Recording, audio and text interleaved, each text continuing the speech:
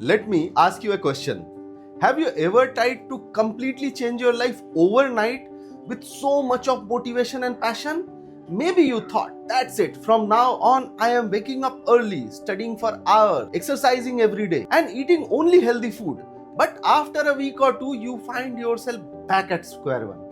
And when the alarm rang at 10th day morning, you wanted to just throw it away. Sounds familiar, right? Don't worry, you are not alone.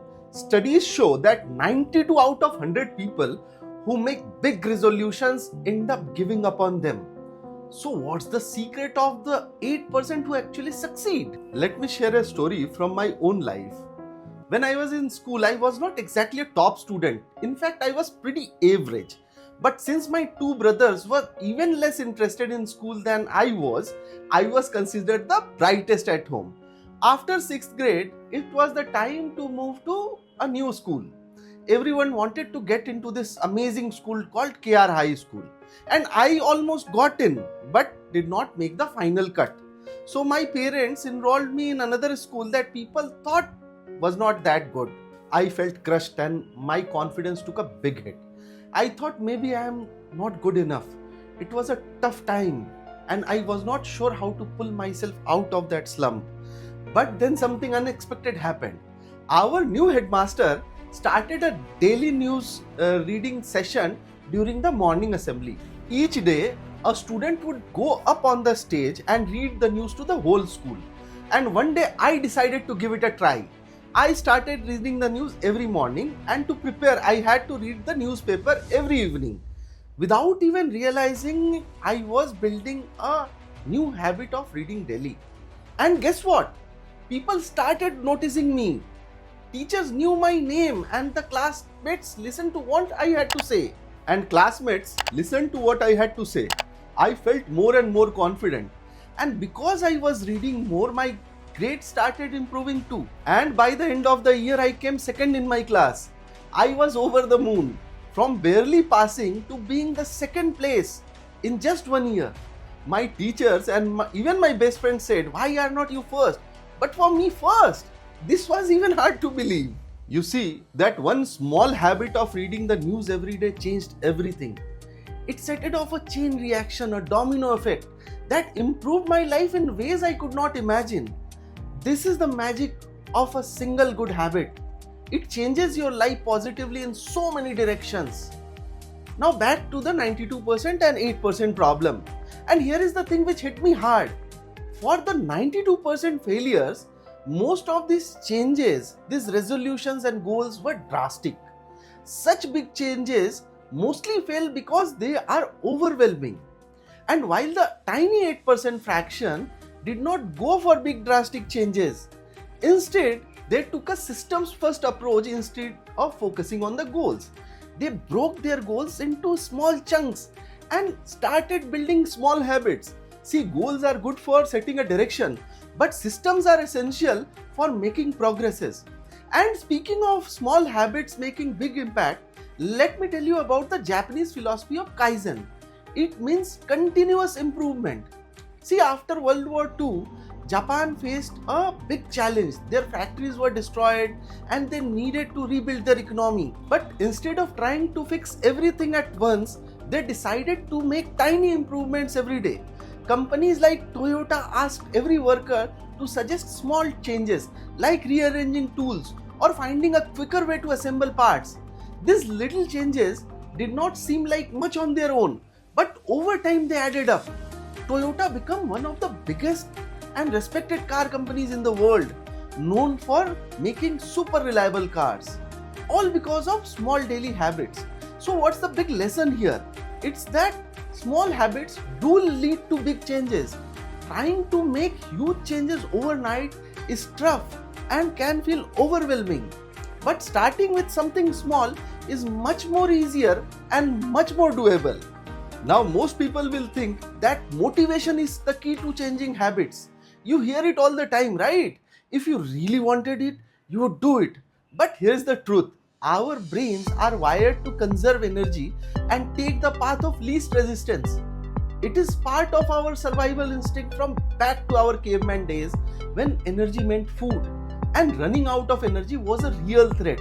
That's why we tend to choose what's convenient, like scrolling through our phones or watching TV, because they require almost no effort. This is called the law of least effort, and it explains why bad habits are so easy to fall into. Building a good habit is both an art and a science. It turns out that we only get a small dose of willpower each day, and this willpower is high when we are rested and rejuvenated. That is generally in the morning, and it gets burned by making decisions because they generate cognitive load. That is why it is so important to use that limited willpower to form new habits early in the day when you are the most energized. Once a habit is established, it becomes automatic and no willpower is needed. The trick is to push through the tough early days when your brain resists the change. I call this habit pull, and breaking free from it requires breakthrough momentum. It's like sending a rocket to space against the Earth's gravitational pull. Up to a certain distance, the gravity tries to pull it down. But once it crosses that distance, it's free float. Let me explain this with this graph from the book Atomic Habits. When doing a new habit, you actually get a couple or few days of help because you are excited and optimistic. But things quickly change as your system goes into resistance. Day 1 to 10 starts with optimism that turns rapidly into avoidance and even defiance. Days 10 to 20 begins with strong resistance that begins shifting to seeing the light at the end of the tunnel.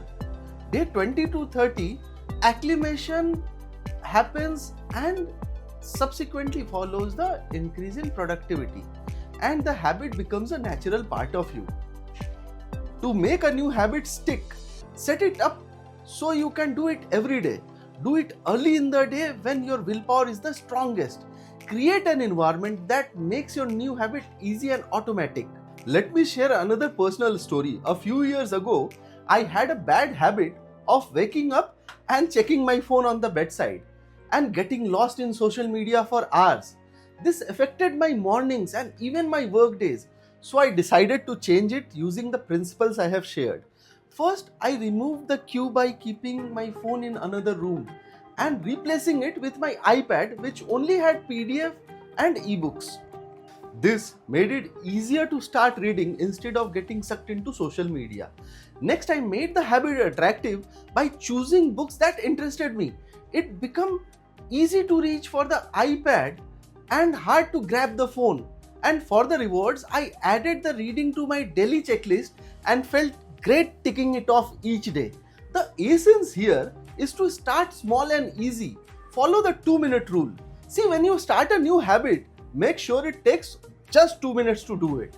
Sounds too easy, right? But that's the point. Want to read more? Start by reading 1 page a day. Want to get fit? Begin by putting off your running shoes. Don't fall into 10,000 steps trap. It won't happen at first. Want to write a book? Start by writing 1 paragraph. And why 2 minutes? Because the hardest part is getting started. If it is quick and easy, you are more likely to do it. And once you start, it's easier to keep doing it. See, it's easy to get bogged down trying to find the optimal plan for change, like the fastest ways to lose weight or the best program to build muscle. We are so focused on figuring out the best approach that we never get around to taking action. The key is to start with repetition, not perfection. Remember, success is the product of daily habits and not in once in lifetime transformations that won't happen. Time magnifies the margin between success and failure. It will multiply whatever you feed it. Good habits make time your ally. Bad habits make time your enemy. So, what's the one small habit you are going to start today? Maybe it is reading a page of a book, taking a short walk, or even just drinking a glass of water in the morning. Drop your new habit in the comments below. I would love to hear about your journey. And if you found this video helpful, don't forget to like, share and subscribe. See you in the next video. Bye-bye.